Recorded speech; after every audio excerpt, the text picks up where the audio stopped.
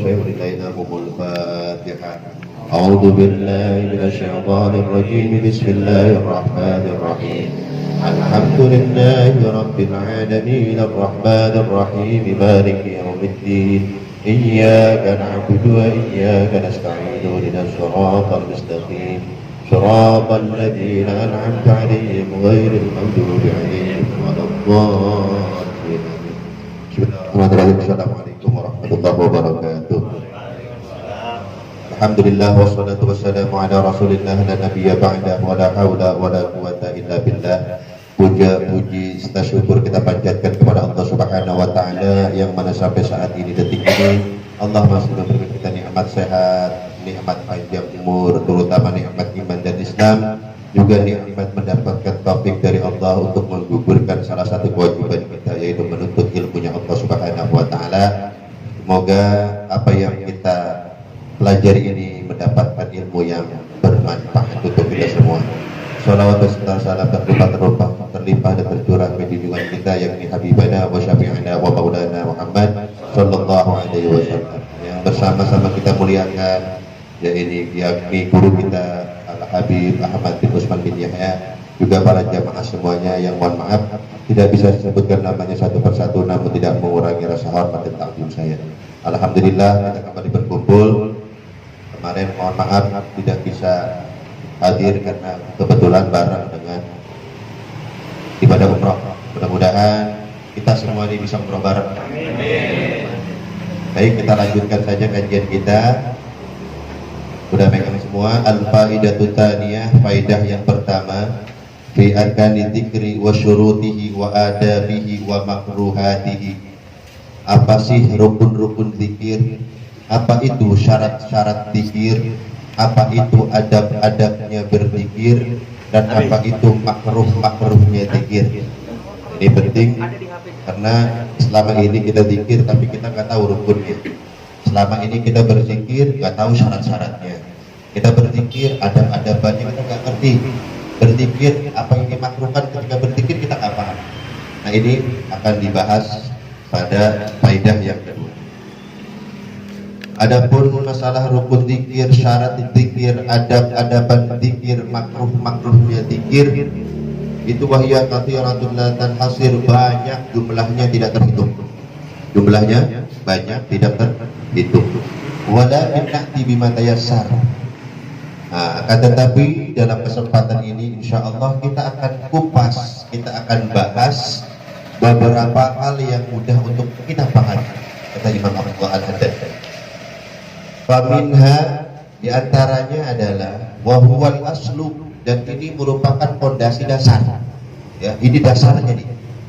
Jadi ini nggak bisa ditawar-tawar nih. Fondasi dasar rukun zikir adalah aklul halal. Makan yang kita makan, makanan yang kita makan harus halal. Gak pas kita ngobjek jadi haram, malamnya zikir gak pas. Yang pertama nggak pas, yang kedua rizki yang kita makan haram itu akan mengganggu semangat ibadah kita. Itu udah pasti. Imam Ghazali bilang. Kebetulan kemarin saya pengajian mu'alimin babnya bab taubat. Salah satu taubat adalah dari makanan yang haram. Karena makanan yang haram yang masuk ke dalam perut kita itu bisa menghalangi kita dari beribadah kepada Allah. Pasti dihalangi. Mana ada orang rajin korupsi, rajin tahajud? Ada, nemu di mana itu potongan model begitu? Ada. Itu udah plus, itu nggak bisa, itu nggak bisa. Jadi fondasi dasar pertama, rukun yang zikir adalah aklul halal. Makan yang kita makan harus betul-betul halal. Jaga makanan. Li'anna tayyibal mat'ami wal malbasi kadzalika wa huwal asl. Karena makanan yang halal, pakaian yang halal itu merupakan pokok utama syarat berzikir. Bukan hanya makanan, tapi juga pakaian. Tapi ada nggak nyolong pakaian berzikir? Nyolong koko, berapaan supaya saya zikir pakai baju koko yang baru? Nggak ada. Ingat, makanan yang halal sebelum zikir cek dulu. Ya, nih tadi kan zikir tadi tuh, rotib. Tadi nasi uduk yang dimakan pagi-pagi halal apa kagak? Ingat tuh. besok-besok di pelajaran. Terus kita dikir tadi tuh, cek bajunya, ini baju utang udah lunas sebelum nih, jangan pernah lupa itu baju. Jadi haram itu nanti, awas, hati-hati, perhatikan itu. Kama qala Sayyidina Abdullah bin Umar, sebagaimana yang diucapkan oleh Sayyidina Abdullah bin Umar. Ini anaknya Sayyidina Umar, namanya Abdullah bin Umar radhiyallahu anhuma, semoga Allah meridhai mereka berdua. Beliau mengatakan, lau sholaitum, apabila kalian sholat, hatta takunu kal hanaya, sampai punggung kalian itu bungkuk, seringnya sampai bungkuk punggungnya. Wasumtum, dan apabila kalian berpuasa, hatta takunu kal autar, seperti tipisnya tali busur panah. Apabila kalian sholat saking seringnya hingga bungkuk seperti bungkuknya busur panah dia, bungkuk dia. Dan kalian puasa sampai badan kalian kurus seperti kurusnya talinya panah itu. Lam yutaqabbal dzalika minkum, ibadah sholat kalian, ibadah puasa kalian tidak akan diterima oleh Allah illa biwara'in hajis, kecuali kalian bersikap wara', yaitu menjaga diri dari rezeki yang haram. Ini udah patokan. Rezeki yang halal itu adalah syarat sahnya ibadah, bukan hanya zikir, seluruh ibadah.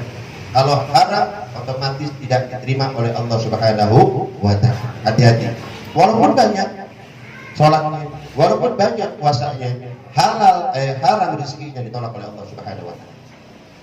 Wa fil haditsin nabawi, sebagaimana juga disebutkan dalam hadis nabawi, lamma dzakara rajula, ketika Rasulullah sallallahu alaihi wasallam menyebutkan perihal seseorang lelaki yutilu safar, yang dalam keadaan musafir, as'ata akbar, yang menempuh perjalanan yang jauh, as'ata akbar, kusut rambutnya, berdebu wajahnya, dekil tubuhnya, ila an qala, sampai ucapan Rasulullah, wa mat'amuhu haramun, pakaian yang ia pakai haram, wa malbasuhu haramun, makanan yang dia makan haram, pakaian yang ia pakai haram. Fa anna yustajabu lidzalik, kalau sudah begitu bagaimana Allah akan menerima permohonan. Jadi ini hadis menerangkan ada 3 orang yang doanya mustajab. Ada 3 orang yang doanya salatu da'awatin mustajabatun la syakka fihinna. Ada 3 orang yang apabila berdoa kepada Allah minta dikasih Allah Siapa pertama? Da'watul walid, doa orang tua untuk anak. Gak pakai lama itu. Makanya kalau orang tua jangan nyumpah sembarangan ke anak ya. Ini kadang-kadang kita tahu kan, suka nyumpahin anak tapi gak sadar. Anak kita nih belajar, kita ajarin dia pelajaran sekolah, agak masuk-masuk. Apa kita bilang? Lu belek-belek amat sih di otak. Pernah gak ngomong gitu mana? Susah banget sih. Pernah gak? Itu doain anak namanya. Jangan. Yang pertama da'watul walid, orang tua pada anaknya, itu doanya makbul. Yang kedua da'watul musafir, orang yang musafir itu mustajab. Nah, ini hadisnya tadi. Orang yang musafir itu doanya makbul. Sampai jauh perjalanannya, dekil badannya, berdebu wajahnya, diangkat tangannya memohon kepada Allah, karena dia bergantung tadi hadis. Saya ini musafir, saya berdoa dikabul oleh Allah. Wa mat'amuhu haramun, sedangkan yang dia makan haram. Wa malbasuhu haramun, yang dia pakai haram. Fa anna yustajabu dzalika, bagaimana mau dikabul doanya?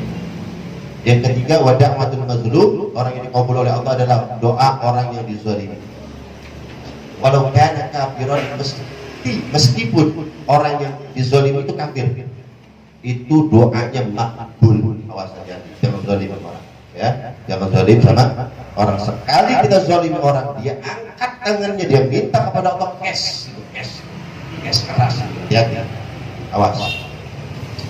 Wa minha, di antara syarat-syarat zikir yang lainnya, alla yakuna muraiyan, hendaklah dia tidak bermaksud riya, mutazayyinan linnas, saat berzikir tidak berhias diri di hadapan orang lain. berlakunya untuk zikir berjamaah. Ya, yang lain mah bawa tasbihnya kecil-kecil, bawanya beginian nih. Ya, ini di bawahnya nih. Nah, ini mah dibawa tasbih segede telur asin. Kelihatan banget kalau dia ahli wirid. Jangan, nggak boleh. Jadi di antara syaratnya zikir adalah nggak boleh riak.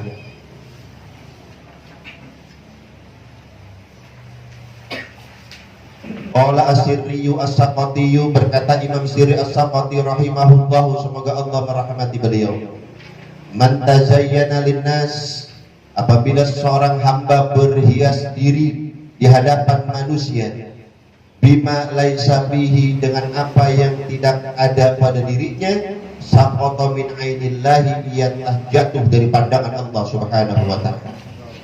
Kita nyombong padahal kita nggak punya apa-apa. Kita ngaku ngerjain ini padahal kita nggak ngerjain apa-apa. Maka di mata Allah orang tersebut sangat hina. Lah kalau Allah sudah menghinakan dia, maka seluruh makhluk akan menghinakan dia. Itu bahaya. Wa qala Al-Fudail rahimahullah, juga Imam Al-Fudail, semoga Allah merahmati beliau, berkata, tarkul amali, meninggalkan amal, min ajlin nasi, karena manusia, riyaun, itu riya, wal amalu li ajlin nasi syirkun, sedangkan beramal karena manusia syirik, wal ikhlasu ayyu'afiyallahu minhuma, sedangkan ikhlas adalah apabila Allah menyelamatkan kamu dari keduanya. Imam Fudail menjelaskan, tarkul amali min ajlin nasi riyaun, meninggalkan amal karena orang riya. Meninggalkan amal karena orang, saya nggak mau wirid, ini kita punya wirid, zikir rutinan. Ada orang itu dia. Sedangkan kita wirid karena orang supaya dibilang kita ahli wirid, itu syirik kecil. Nah, lalu ikhlas itu gimana? Ikhlas itu adalah apabila kita selamat dari kedua. Tanda-tandanya begini gampang. Tanda-tanda ada unsur riya itu, kalau banyak orang dia semangat, kalau dia lagi sendirian dia malas. Udah begitu katakan dasarnya. Kalau lagi banyak ini semangat dia. Tapi begitu di rumah dia nggak kerjain. Itu namanya hawa-hawa riya. Hati-hati, jangan dipelihara. Orang yang ikhlas adalah orang banyak semangat, malah lagi sedikit semangat, nggak ada orang semangat. Contoh yang ada yang suka jadi imam ini, kalau lagi jadi imam makmumnya banyak, dibaca surah yang panjang kan deh. Ini kita lagi ngaji tasawuf ini panjang. Begitu kita sembahyang di rumah, yang panjang yang pendek, kita pilihin ke sholat di rumah mana yang paling pendek. Itu kira-kira dia. Awas, begitu aja dulu tanda. Orang yang benar-benar cinta Quran, mau orang banyak kayak panjang, mau orang sedikit kayak panjang, mau sholat sendiri kayak panjang. Itu patokan. Awas, jangan dipelihara, bahaya. Mengenai masalah riya ini dalam kitab yang dikarang oleh Habib Zain bin Ibrahim bin Zain bin Smith, dalam kitab Al-Fawaid Al-Mukhtar di Salih Tauhid Al-Akhirah, seorang ulama yang bernama Daud Al-Ta'i. Siapa? Daud Al-Ta'i. Shoma arba'ina sanatan, dia puasa 40 tahun. Puasa 40 tahun. La ya'lam bihi ahlu, keluarganya nggak ada yang tahu kalau dia udah puasa 40 tahun. Gimana? Daud Al-Ta'i puasa selama 40 tahun, keluarganya nggak tahu kalau dia udah puasa selama. Kita puasa Senin Kamis 3 sehari aja, ngingetin kolak, mau buka di banjir tangguh, kolak. Ya bagaimana bini gak tahu? Dia pasti tak. Ini Imam Daud Al-Ta'i 40 tahun gak ada yang tahu kalau suaminya ini, istrinya nggak tahu kalau suaminya puasa, anaknya nggak tahu kalau bapaknya puasa. Sakit dia jaga puasa. Aku ini hanya untuk Allah. Syekh Abduluddin Asy-Sya'rani, Syekh Abduluddin Asy-Sya'rani, beliau menghatamkan Quran ketika beliau sambil tiduran di pangkuan istrinya. Istrinya nggak tahu kalau dia sudah menghatamkan Quran ketika dia tidur di pangkuan istri. Gimana itu? Dia tidur pangkuan istrinya, hatam Quran. Kita membaca WA. Apa yang dihatam? Dan beliau menghatamkan itu sab'ah khatamatin, berhasil menghatamkan Quran 7 kali di pangkuan istri. Masya Allah. Istrinya aja nggak tahu. Ada kitab namanya Zubat, ya, yang dikarang oleh Ibnu Ramlan rahimahullah taala. Madhabnya Syafi'i. Zubat itu artinya buih lautan. Zubat itu artinya buih lautan. Beliau ceritanya ini asal muasal cerita ini kitab Zubat. Ini masyhur ini kitab Zubat kalau di kalangan para santri, terutama para habaib, masyhur ini. Ini kitab Zubat, bahkan karangan kitab Habib Zain ini itu keterangan fikihnya ada Zubatnya. Fikih, keterangan fikih Zubat, keterangan fikih Zubat. Syair ya, semacam syair tapi isinya fikih. Ini asal-asal kitab Zubat ini muncul. Zubat apa artinya tadi? Buih di lautan. Asal-asal ini Zubat ini, beliau naik perahu dengan rombongan. Makan bareng di situ, namanya naik perahu, sama aja kita perjalanan jauh berhari-hari. Tapi beliau tidak ingin waktunya terbuang sia-sia. Dalam perjalanan itu dia bikin kitab berbentuk syair. Padahal dia ngobrol bareng sama temennya, dia ketawa bareng sama temennya, makan minum bareng sama temennya. Temennya nggak tahu kalau dia sambil marah kita. Kita makan nulisnya lihat nih, lihat sombong banget. Ini lagi ngarang yang begini nggak ada satu pun yang tahu kalau beliau sedang mengarang kitab. Nah, begitu beres beliau merampungkan, membereskan karangan kitabnya, kemudian tulisan kitabnya itu dibuntal, diikat pakai tali, kemudian dikasih pemberat batu. Temannya baru tahu, loh itu apa? Di karangan kitab, kapan beresnya? Terus itu mau diapain? Mau diapain ke laut? Jangan diapain ke laut. Temannya ngarang, kan bingung, ngarang kitab udah capek-capek, lama-lama begitu udah jadi mau dilemparin, mau dibuang ke laut. Bapak ada tahu khaluni. Apa kata beliau? Jangan ganggu saya. Ibnu Ramlan mengatakan khaluni, jangan ganggu saya, biarin saya melakukan ini. In kana tasnifi khalisan liwajhillahi ta'ala fala yadurruhul ma'. Kalau seandainya kitab yang aku karang ini karena ikhlas, karena Allah, maka itu air tidak akan membawa mudarat buat kitab yang saya karang. Gak pengaruh dia, dilemparin. Begitu dilemparin, ini perahu jalan terus. Lemparin, ternyata ini kitab sampai ke pantai, nyangkut di pancingan salah satu pemancing. Begitu diambil, jadi karangan bola. Begitu dicek bang pancingnya jago kitab juga kayaknya. Wah, ini masya Allah nih. Ini ilmu ini, kata beliau. Ini mazhab Syafi'i ini, akhirnya disebar luaskan. Makanya nama kitab beliau Az-Zubat, artinya buih di lautan. Ini yang ngaji itu udah tahu, udah betul tahu. Berarti sering kita ngaji, masya Allah. Ya, jadi belajar ikhlas. Wirid yang kita amalkan juga kudu ikhlas. Yang terakhir, kisahnya ini. Ya, ini buat saya ini. Ini buat saya. Jangan pernah memperjualbelikan agama untuk dunia. Buat hayat yang luar biasa. Dikisahkan zaman Nabi Musa alaihi salam. Ada Nabi Musa ini punya satu orang murid. Kemana Nabi Musa pergi dia ikut. Kemana Nabi Musa ngajar dia hadir. Pokoknya di taklim Nabi Musa ini dia nggak pernah bohong. Nah, setelah dia hadir di majlis Nabi Musa, dia keluar disebarkan ilmu Nabi Musa ini. Ya, ada tadi Musa kalimullah, tadi saya hadir di pengajiannya Nabi Musa dan beliau bersabda begini, sehingga status ini murid diagungkan oleh masyarakat.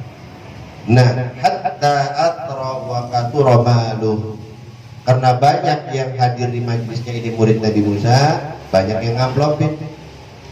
Ya, nah ini kan itu siapa nih biasanya kalau begini? Kita kan, Ustaz, kita lagi ngomong kita ini. Ini mau bener, mau lurus atau mau bengkok aja gimana nih? Hah? Kita mau naik pangkat ya? Harus.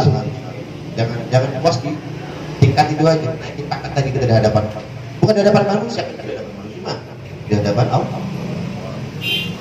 Beliau ngajar orang amplopin, beliau ngajar orang amplopin, beliau ngajar diterima terus sampai kaya nih. Kaya ini muridnya Nabi Musa. Nabi Musa biasa-biasa aja, gurunya biasa aja, muridnya yang kaya. Tsumma faqadahu Musa. Suatu hari Nabi Musa kehilangan nih muridnya. Ini muridnya nih, murid saya kemana nih, nggak hadir nih, nggak ikut taklim di saya nih. Biasanya hadir. Pokoknya Nabi Musa ngaji di mana hadir nih, dicari. Coba pulang cari, pulang dulu kemana-kemana. Ila an ja'ahu rajulun wa bi yadihi khinzirun wa bi unuqihi hablum aswad. Ketika dicari-cari datang orang namanya Nabi Musa, nenteng anjing, nenteng babi, pakai kalung warna hitam. Begitu Nabi Musa ini kasih talinya. Nabi Musa nyuruh nyari orang kan kasih babi. Pas ada Musa Rabbah, pas ada Musa anhu, nanya Nabi Musa, ini siapa? Saya nyuruh nyari orang, bukan nyuruh nyari babi. Ini siapa? Ini adalah murid kamu wahai Nabi Musa. Dan tiap hari hadir di majlis kamu wahai Nabi Musa. Ini. Kemudian Nabi Musa meminta dan memohon kepada Allah, ya Allah, kembalikan murid saya yang saya cintai ini, yang saya sayangi ini menjadi wujud manusia seperti asli. Ditolak mentah-mentah sama Allah. Wahai Musa, kalau seandainya engkau memohon dengan permohonan yang dimohonkan Nabi Adam itu kan bertobat pol-polan itu, diusir dari surga itu pol-polan tobatnya. Kalau seandainya engkau meminta seperti taubatnya Adam, aku tidak kabulkan Musa. Kenapa? Kasih tahu kepada kamu. Kenapa sebabnya muridku yang kamu sayang ini aku rubah menjadi bapak? Apa sebabnya? Sebabnya adalah li'annahu kana yatlubu dunya bid-dini. Sebab dia jual ilmu agamanya untuk dunia. Awas, Malik, Pak Ustaz, awas. Jangan sampai kita ngajar ada lintasan di hati kita. Jangan sampai kita ceramah ada lintasan di hati kita, saya kira-kira ngamplopnya juta gopek. Kalau saya rata itu bertanda baik 700 ini lumayan ya. Pernah nggak begitu yang ngerasa Ustaz? Itu apa namanya ngira-ngira amplop. Jadi saya kalau ngisi di situ itu komplit itu rada orang kaya, rada banyak kan itu. Itu rada tinggi itu biasanya. Ada pernah begitu nggak? Dulu saya begitu. Saya kan kita ngomong, kita mau benar kan? Dulu saya begitu. Tapi setelah saya mempelajari ilmu tasawuf, hina kita.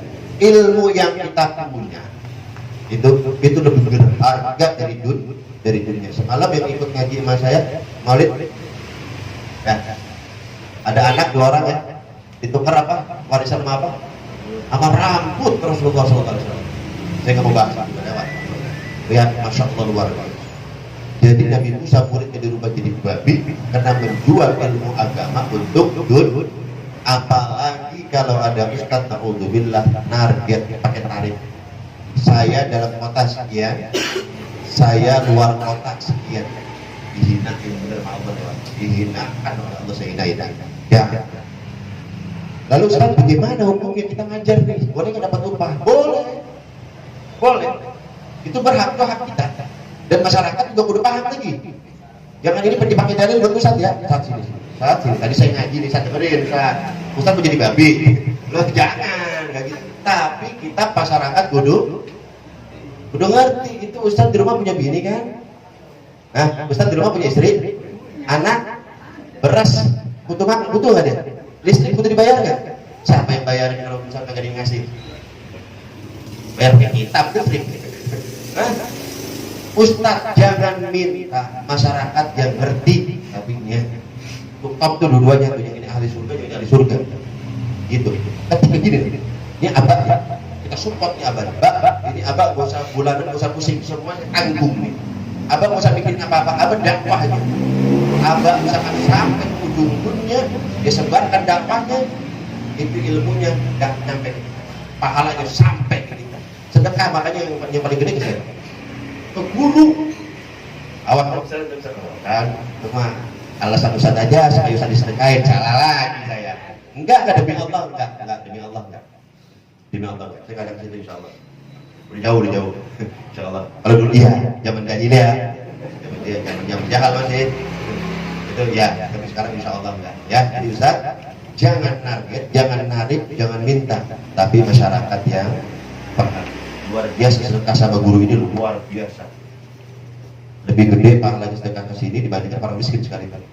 Lebih gede. Kenapa? Ini dakwah nih. Ketika disebarkan dakwah untuk 1 juta orang, 1 juta pahala buat dia. Ya 1 juta itu nyebarin lagi 1 juta, berapa juta? 2 juta. Ya nyebarin lagi 1 juta, berapa juta? 3 juta pahala gak gumuh. Orang Betawi bilang gak muntah kebanyakan pahala. Ya kayak gitu. Jadi yang pertama syarat berzikir apa tadi? Harus makanannya harus halal. Apa yang dia pakai pakaiannya juga harus halal. Yang ketiga jangan sampai ria. Nah, ya jangan sampai ria. Selanjutnya syarat berzikir adalah wa min hal ju'.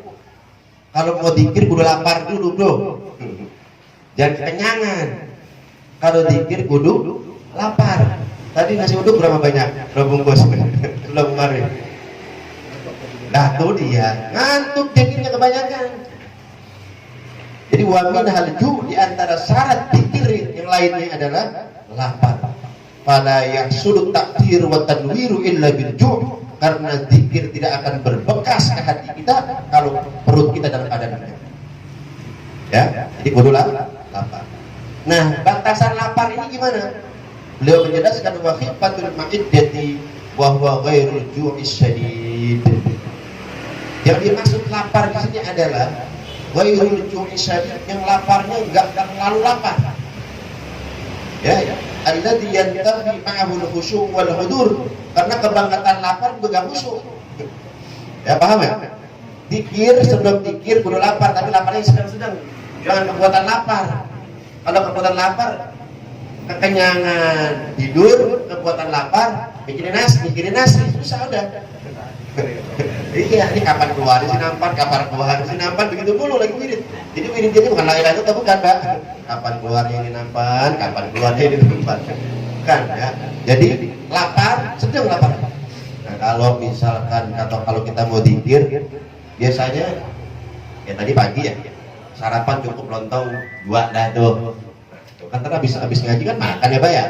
Nah, serada sepuasnya dah itu mah dah. Bukan udah lewat tuh. Malam juga sama nih. Ini saya zikir kira-kira pada isya. Saya belum makan malam. Cukupnya dulu. Dan ingat sudah pernah saya sampaikan, kalau habis zikir jangan apa? Jangan minum, mawas itu amalkan itu. Kenapa?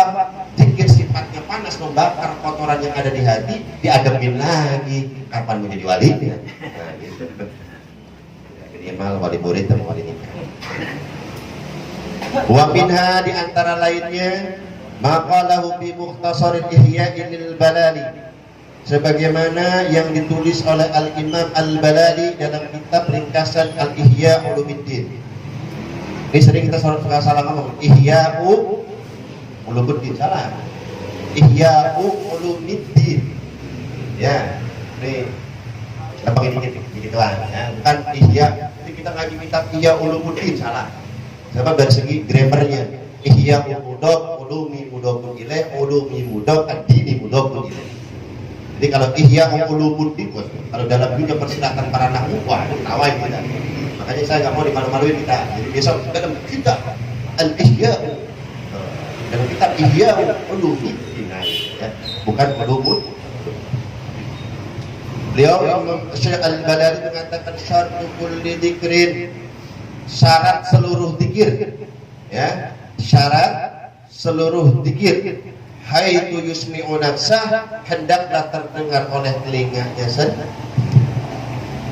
Jadi kalau zikirnya zikir apa? Jahar, zikir kencang. Sebab zikir awal-awal dulu kita pernah sampaikan terbagi 2, ada zikir jahar, ada zikir sir, zikir kencang, zikir hati. Nah, wa kullu ta'atin dzikrun, segala amal ibadah, apapun amal ibadah yang kita perbuat itu zikir namanya. Amal soleh apapun itu zikir. Ya, kita sholat berarti, kita sedekah berarti zikir. Wal ma'thuru aslam, tapi berzikir yang bersumber dari Rasulullah itu lebih aman. Awas, jangan yang ngarang-ngarang nyari wiridan. Wirid itu harus, aurat itu harus punya mursyid, harus punya guru. Dia nyari-nyari, dia baca-baca, yang dibaca buku terjemah. Barang siapa yang mengamalkan ini maka akan muncul emas satu peti. Waduh, ini nih menarik nih, emas satu peti. Dia baca, emas aja stres dia. Jadi banyak banget ya. Ada kitab dulu saya masih kecil, jangan kitab mujarobat, buku mujarobat dijual kan bang buku. Nyari daun apa gitu bang Abdul, ini daun apaan? Saya inget banget itu. Habis dibaca ini, pakai pulpennya pakai jakparon apaan lagi? Yang pernah nyobain tahu itu tawa dong. Akhirnya gagal semua kan? Yang nggak ada gurunya, nggak ada mursyidnya, ujung-ujung emas dari mana? Kalau kita jadi wali mah gampang, sudah kali nyegat cuma ampel ya, yang paling kali menunjuk jadi apa itu? Jadi emas kalau mau menjadi wali gitu. Tapi hebatnya Pak, hebat kita nyari duit susah banget ya. Wali asal mau nyebut dapat, tapi gak minta. Itu bingung deh. Kita nih mau nih, kita cari susah banget dapatnya. Ada wali asal nyebut aja nyebut, cash, tapi gak mau deh. Ada orang yang udah 11 tahun Sukabumi, orang bisa ada 11 tahun puasa, 11 tahun. Dia punya karomah, suka dipanggil sama kiai deh. Jadi namanya saya lupa. Itu entah paret namanya, doyong, padi doyong, padi lempengin gini dong dia, yang doyong tuh, lurus lagi. Padi yang begini, gini dong. Tuh yang itu tuh. Jadi karomahnya buat lempengin padi dong dah. Buat lempengin. Nah ini pernah dites nih, Kang. Hayang jeruk, saya mau jeruk, ada ulah atau apa mau dipaksa-paksa gitu, jangan dipaksa-paksa gitu, saya dipaksa nih teman, pokoknya sekali aja, ya udah paksa nih, wah terpaksa nih, mati lampu, hidupin lagi lampunya, jeruk udah standby, bis, dia di mana lampunya ini, tukang jeruk dari mana coba? Kalau dia mau bisa tiap hari juga nggak ngapain, daging ya Allah, daging sapi bakar ya Allah, bisa. Cuma nama dia, sama Allah ini hatinya dihilangkan, kita dunia dihilangkan, nggak mau. Nah kita kalau pengen kita dunia, kudu menjadi wali dulu. Itu masalah yang repot, yang berat. Nah tapi kita gini, bukan berarti banyak orang yang salah tafsir. Ngaji tasawuf itu nyuruh kita miskin. Kata siapa? Gurunya mana sih disuruh ngobrol sama saya? Enak aja ngaji tasawuf nyuruh miskin. Sahabat yang paling kaya siapa? Sayyidina Utsman. Emang nggak tasawuf itu? Nggak soleh itu Sayyidina Utsman. Abdurrahman bin Auf. Emang nggak soleh itu? Sahabat itu. Kayaknya luar biasa itu. Nah, ada pun orang-orang yang nggak cinta dunia, fokus cuma di akhirat, itu madhabnya Imam, itu madhabnya sahabat Abu Darda. Jadi Abu Darda sahabat Nabi, Utsman bin Affan sahabat Nabi, Abdullah bin Mas'ud tadi Abdurrahman bin Auf juga sahabat Nabi, dua-duanya radhiyallahu taala anhum ajma'in. Itu semuanya nih. Mau ikutin ini silahkan, mau ikutin ini silahkan. Itu dijelaskan oleh Imam Ghazali. Kita mau madhab apa? Saya udah gak main dunia, pokoknya saya mau wirid aja, gak mau ibadah aja. Oh, Darda nih radhiyallahu anhu. Saya mah gak bisa Ustaz. Saya pengusaha soalnya. Nah, siapa berarti? Harus apa nih? Cuman begitu dapat duit jangan lupa sama agama. Jangan dikerowok sorangan, makan sendiri duitnya. Awas.